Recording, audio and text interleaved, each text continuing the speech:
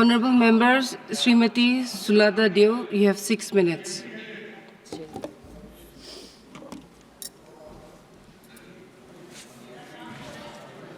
जय Shri Jagannath. Thank you vice chairman madam.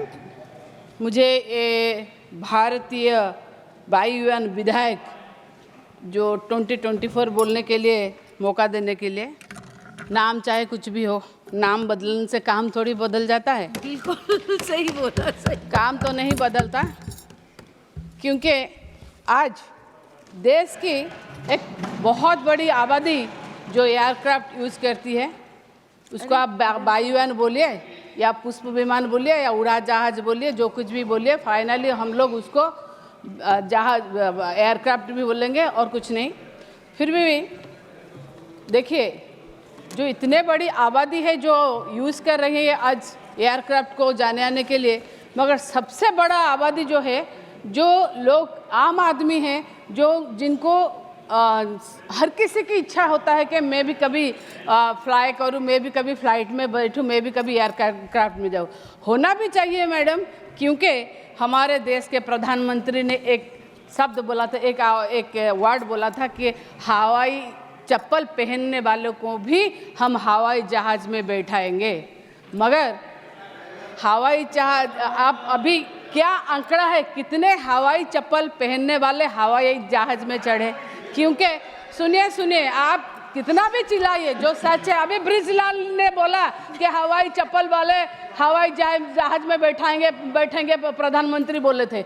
उड़े देश का आम नागरिक, कहाँ गया ये उड़ान स्कीम? कितना आम नागरिक यहाँ इसमें उड़ रहे हैं, कोई उड़ नहीं रहा. क्योंकि देखिए, मैं जो क्षेत्र से उड़ीसा से आती हूँ, मैं आपको एक एग्जाम्पल दे जाऊँ जो ट्रू फैक्ट है. मैंने एक मीटिंग में जहाँ पर हजार महिला बैठे थे, मैंने एक बार उनको पूछा कि आप में से कौन है, हाथ उठाइए ऊपर, कौन कभी फ्लाइट में आप ट्रैवल किए?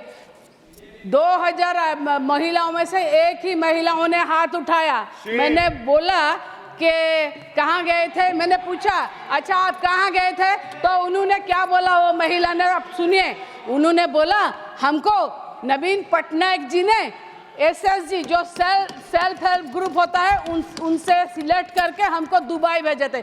ये है मेरा नेता जो कुछ बोलता नहीं है, जो बोलता है वो तो नहीं करता है, ना बोल कर भी करता है. इसको कहते हैं हवाई चप्पल पहनाने वाले महिला को हवाई जहाज में उड़ाना, इसे कहते हैं. मगर हवाई चप्पल पहनने वाले तो हवाई जहाज में अभी नहीं बैठ पा रहे हैं. किसका क्या बोलेंगे? क्योंकि महंगाई इतनी मार है ना, महंगाई की मार में तो वो दबी रहे. आलू देखो, प्याज देखो, दाल देखो, दूध देखो, मिर्ची देखो, नहीं यही है ना टिकट का बोल, इसीलिए मैं बोल रही हूँ, टिकट के बाद में आ रही हूँ. आप कितना भी बोलिए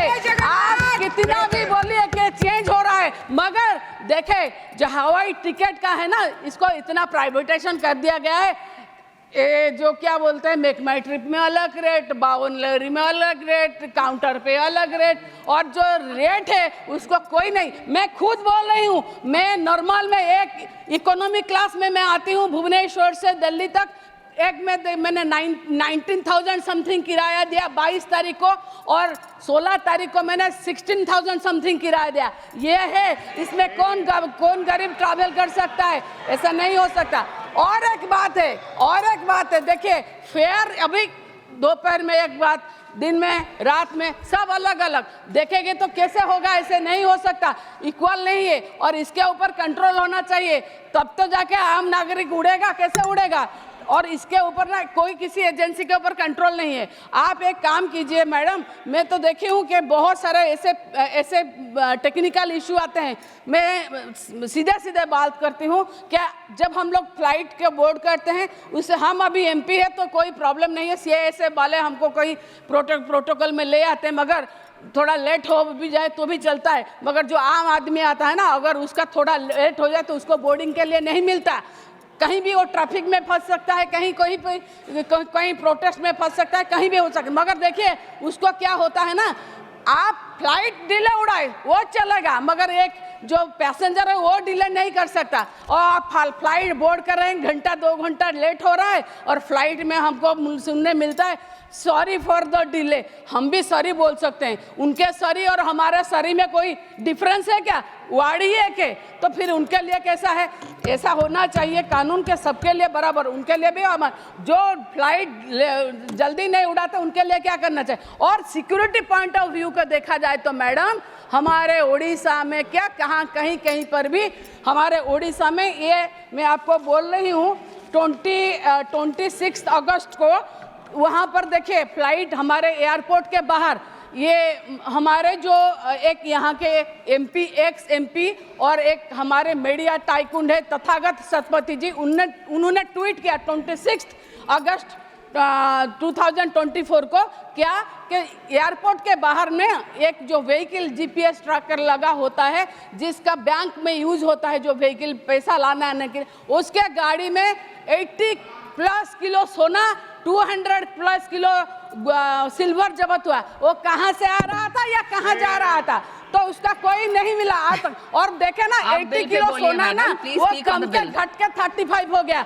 हम लोग वेट गेन करते हैं, इंसान और कम होता है, मगर सोने का वेट कैसे कम हो गया हम नहीं पता, मगर इसका कोई आज तक नहीं मिला।